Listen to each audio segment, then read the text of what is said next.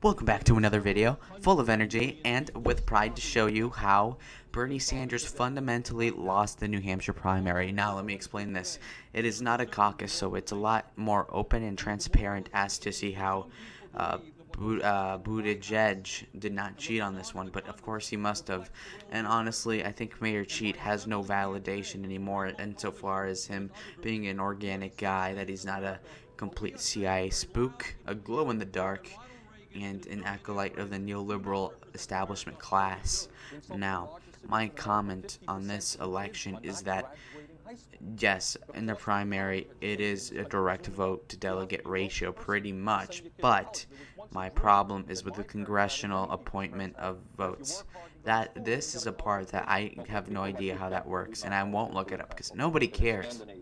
Now, I've been watching hours of content, and I was even looking at the vote as it was coming in for New Hampshire. And let me just say that, you know what, this election came off a lot better than Iowa, because at least, over a day after, we're getting the vast majority of the votes in, over 97%. So we roughly know who the victor is, and that would be Bernie Sanders by a percent, 2% tops, over Pete Buttigieg at second place. We have Klobuchar, who should have had about 12, perform at 20, and we have Biden, who should have been at closer to 15, but down to, what is it, like 8 or 9%.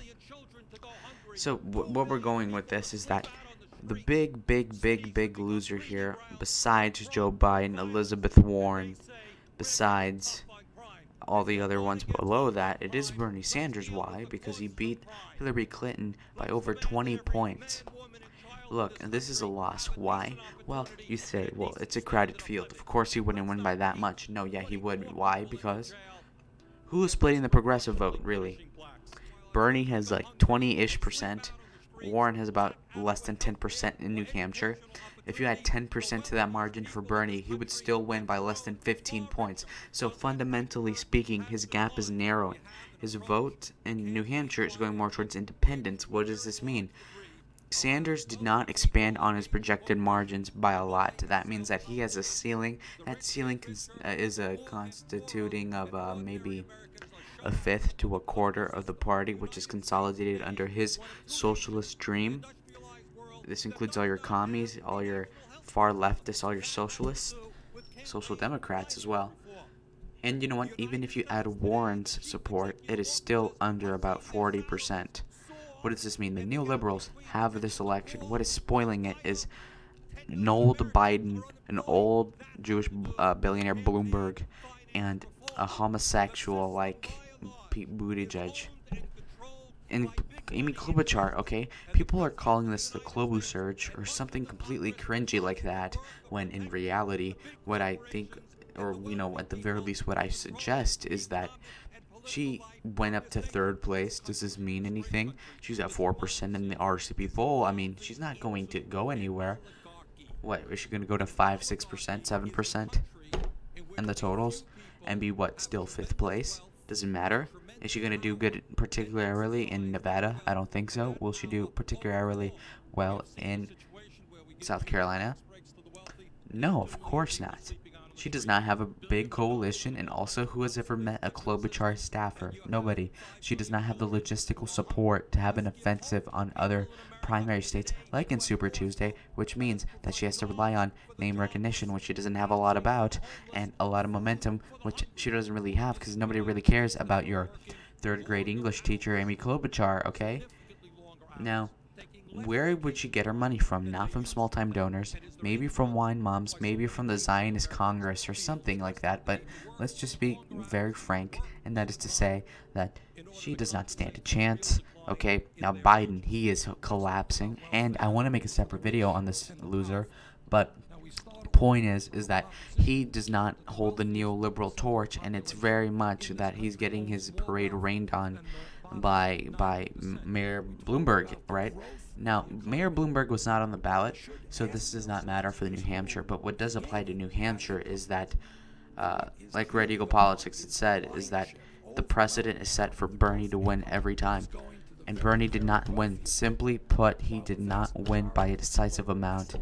and the delegates are tied. This means that Bernie, as a loser, gave Pete Buttigieg a opening, which Buttigieg loves, by the way. He loves openings. He likes to sneak up from behind and take the victory out of the the jaws of defeat. He grasps that and he says, "I won," or "We are victorious." He said this in Iowa when they were neck and neck.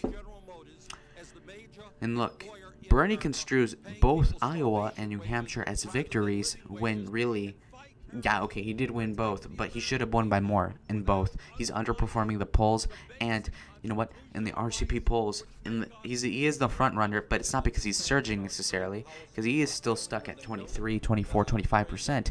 It is that other people are just simply collapsing, and I think that it is asinine to just claim that people are going to just trounce Biden like that and claim that Bernie is on top of the world when he clearly isn't. That's what I have a problem with. And you may you may think like, "Oh, this makes complete sense." No, it does not. It does not make sense that Joe Biden is underperforming, but it also does not make sense that this guy, Bernie Sanders, this Jew, is underperforming by so much. This means that the Bernie bros are fundamentally wrong. And they always like to construe the polls like, "Oh, this one poll says that he's ahead 30 to 20. No, these are all cherry picked. These are all BS. The momentum for Bernie is stopped at the gates of Warren. That's the fundamental case. Bernie, if he had the balls, he would call out Warren as a snake. He has not done that because he's scared, because he wants a VP, because he wants an endorsement when she drops out. He does not have the striking pose of a man like Donald Trump to strike at the jugular. He is what? He's like a Ted Cruz. He just got lucky that the front runner collapsed. That's it. He is not surging. He is going to be like Gary Goldwater, senator from Arizona, a Republican nominee of 1964. That is that he is going to win the biggest plurality of the extremist group of their respective party, instead of heeding the notion of having the center in a coalition. They're going to go ahead and say, "Oh, we're going to triple the turnout." Bernie says we're going to have the highest youth turnout ever to beat Trump. Okay, retard, like really? You're going to say that, okay, we're going to skip over the centrist, we're going to skip over the middle class. What we're going to do is fundamentally just get more of our own people to turn out. Why would you want to do that? Bernie is running on the economy, in an economy that is at its peak. Its historical peak is right now under Donald Trump. This is my problem with the people running as the Democrats. They are complaining about the economy when that's the last thing they should be doing. They don't really have that plank to stand on. And this is why Trump focused on that early on. That's why in New Hampshire, people weren't necessarily talking about the economy as much as so far as kind of hitting each other.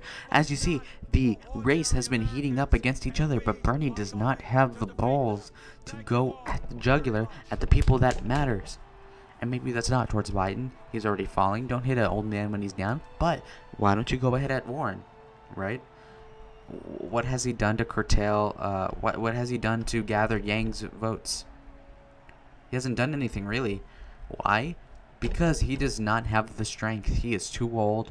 He is too much of a naive, imbecile, socialist loser to understand that he needs to fulfill his own destiny. You cannot make a prosperous revolution when you cannot spark the powder keg that can get you there.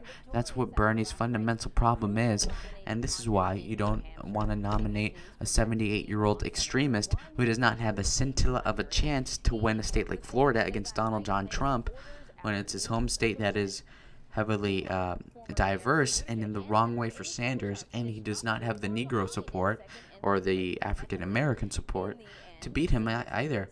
I think people like Radical Politics and anybody with the common sense that does predictions, electorally, can see that Bernie is going to get trounced like how McCain did from Obama, and that's saying it in a nice way. And that's assuming that Bloomberg doesn't run third party. And so this is my New Hampshire analysis, that Bernie fundamentally lost as he is not able to go any further than what he has now, I think. And it just goes to show this whole 2020 primary is a complete joke. And thank you guys for watching. Like and subscribe or comment down below.